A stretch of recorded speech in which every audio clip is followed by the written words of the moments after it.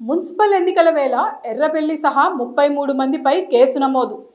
తెలంగాణ రాష్ట్రంలో హాట్ టాపిక్గా మారిన ఫోన్ ట్యాపింగ్ కేసులో బీఆర్ఎస్ అధినేత కేసీఆర్కు సిట్ నోటీసులు జారీ చేయడాన్ని నిరసిస్తూ బీఆర్ఎస్ రాష్ట్ర వ్యాప్తంగా నిరసనలు చేసింది.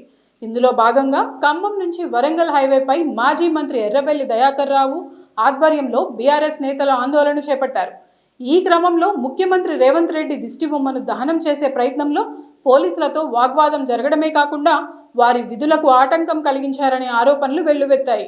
దీంతో మహబూబాబాద్ జిల్లా తొర్రూరు పోలీస్ స్టేషన్లో ఎర్రబెల్లి దయాకర్ రావు సహా మరో 33 మందిపై బిఎన్ఎస్ సెక్షన్లు 189, 223, 126, 132, 190 కింద అధికారులు కేసులు నమోదు చేశారు.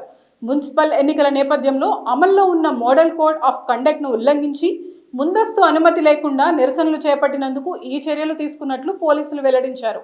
ఈ పరిణామం స్థానిక రాజకీయాల్లో మున్సిపల్ ఎన్నికల ప్రచారంలో తీవ్ర ఉత్కంఠను రేకెత్తించింది.